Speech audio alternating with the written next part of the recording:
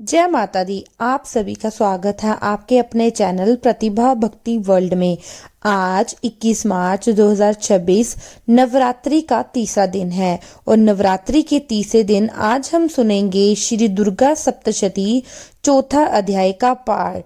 तो अगर आप इस चैनल पर नए हैं तो चैनल को लाइक शेयर सब्सक्राइब करना ना भूलें। अब हम सुनते हैं दुर्गा सप्तशती चौथा अध्याय। ऋषि बोले, अत्यंत पराक्रमी उस दुरात्मा महिषासुर एवं उसकी सेना के देवी द्वारा मारे जाने पर इंद्र आदि देवतागण अपनी वाणियों द्वारा देवी जी की स्तुति करने लगे। जिस देवी जी ने अपनी शक्ति से सारे जगत को व्याप्त कर लिया है, जिसका स्वरूप सभी देवताओं का समूह है, सभी देवता एवं महर्षि जिसकी पूजा किए करते हैं, उस अंबिका देवी को हम प्रणाम करते हैं। वही देवी हमारा मंगल करे, जिसके अतुल प्रभाव को एवं बल को भगवान शेषनाग, ब्रह्मा और हरि भी नहीं कह सकते। वही चंडिका देवी सारे जगत के पालन के लिए तथा अमंगल के भय के नाश का विचार करे। जो श्री सर्वरूपणी पुण्य आत्माओं के घरों में तो लक्ष्मी स्वरूपा है, पापियों के घरों में दरिद्रता, पवित्र बुद्धि वालों के हृदय में बुद्धि, श्रेष्ठ पुरुष के यहाँ श्रद्धा, कुलीन मनुष्य में लज्जा स्वरूपणी है। इस प्रकार हे देवी जी, हम आपको प्रणाम करते हैं। हे भगवती, आप विश्व का पालन करें।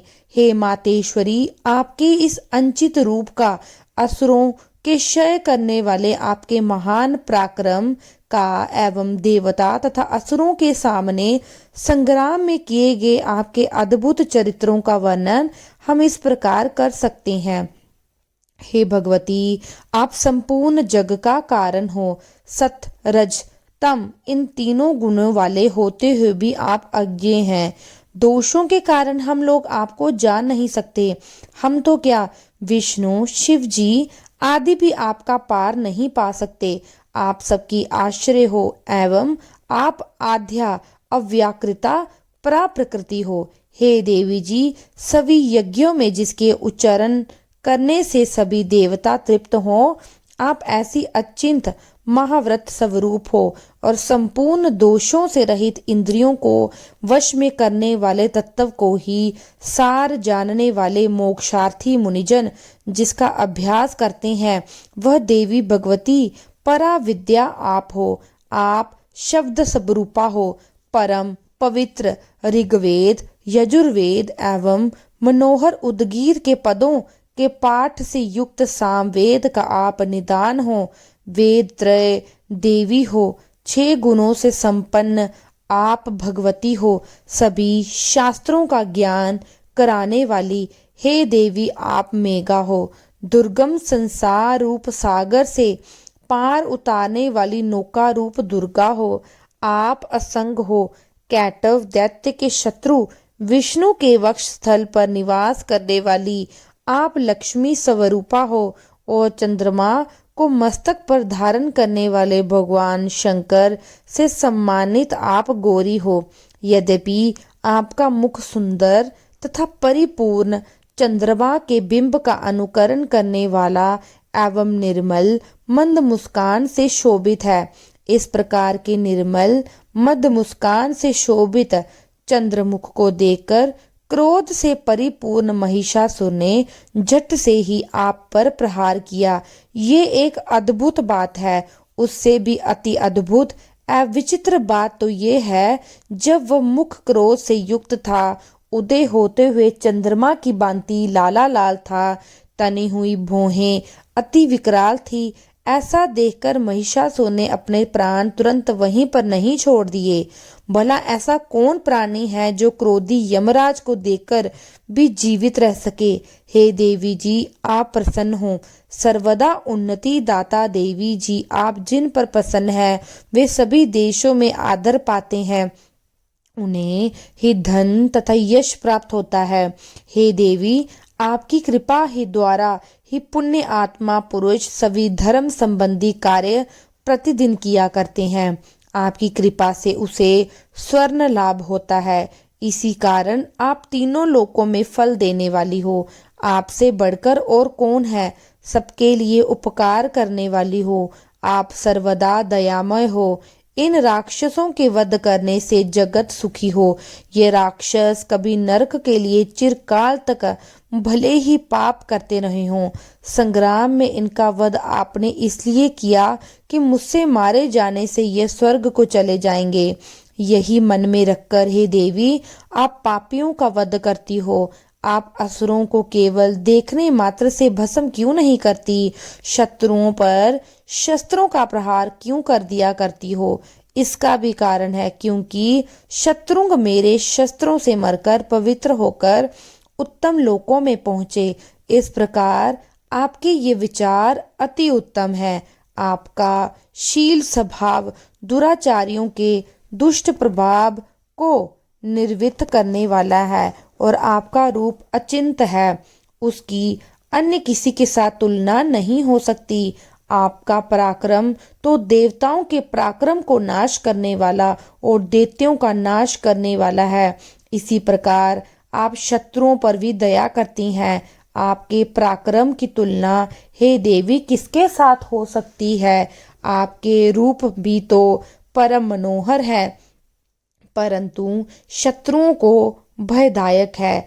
हे वरदायिनी, त्रिलोकी भर में यह आप में ही दिखाई देते हैं। हे देवी जी, शत्रुओं का नाश करके इस सारी त्रिलोकी की आपने रक्षा की। संग्राम भूमि में उन दैत्यों का विनाश करके उन्हें स्वर्ग में पहुंचा दिया और वहां हमारा भय भी दूर कर दिया, जो कि हमें उन्मत्त दानव डराया करते थे। हे माता, आपको नमस्कार है। हे देवी, हमारी शूल से रक्षा करें। हे अंबिके, खड्ग द्वारा हमारी रक्षा करें एवं घंटा के शब्द तथा धनुष के टंकार से भी हमारी रक्षा कीजिए। हे चंडिके, पूरब पश्चिम दक्षिण में हमारी रक्षा करें। अपने त्रिशूल को घुमा घुमा कर उत्तर में भी हमारी रक्षा कीजिए। ऋषि बोले, इस प्रकार देवी जी की देवताओं ने स्तुति की और नंदन वन में उत्पन्न हुए फूलों तथा गंध चंदन आदि से जगत की माता की उपासना की। सभी देवताओं ने भक्ति पूर्वक दिव्य धूपों द्वारा अर्चना की और तब देवी प्रसन्न मुख होकर उन देवताओं से बोली, हे सभी देवगो, अपनी अभिलाषा के अनुसार आप सब हमसे वरदान मांगो। देवता बोले, हे भगवती, आपने तो हमारी सभी कामनाएं पूर्ण कर दी, कुछ भी बाकी नहीं रहा। हमारे इस महिषासुर नाम के शत्रु का आपने वध कर दिया। फिर भी यदि प्रसन्नता पूर्वक हमें वरदान देना चाहती हैं तो हे माता, ये वरदान दीजिए। जब भी हम आपको याद करें, आपका स्मरण करें, तब तब हमारी बड़ी बड़ी आपत्तियां दूर करें। हे प्रसन्न वंदनी मातेश्वरी, जो भी मनुष्य इन स्तुतियों द्वारा आपकी स्तुति करे उसे वित्त सिद्धि वैभव दीजिए। हे अंबिके, हम पर सदा प्रसन्न रहिए। ऋषि बोले, राजन, जब देवताओं ने अपने तथा जगत के कल्याण के लिए इस प्रकार वरदान मांगा, तब उन्हें तथास्तु कहकर भद्रकाली अंतर्ध्यान हो गई। हे राजन, पूर्व काल में तीनों लोकों का हित चाहने वाली देवी का देवताओं के शरीर से जैसे प्राकट्य हुआ, वह सारी कथा मैंने तुम्हें कह सुनाई। यहाँ पर चौथा अध्याय समाप्त होता है। अब करते हैं अपराध क्षमा याचना। हे परमेश्वरी, मेरे द्वारा रात दिन सहस्त्रों अपराध होते हैं। यह मेरा दास है, ऐसा समझकर मेरे उन अपराधों को तुम कृपा करके क्षमा करो।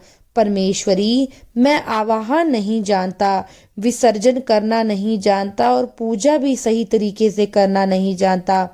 मुझे क्षमा करो। हे देवी, हे सुरेश्वरी, मैंने जो मंत्रहीन, क्रियाहीन और भक्तिहीन पूजन किया है वह सब आपकी कृपा से पूर्ण हो। हे जगदम्बिके, मैं अपराधी हूँ, किंतु तुम्हारी शरण में आई हूँ।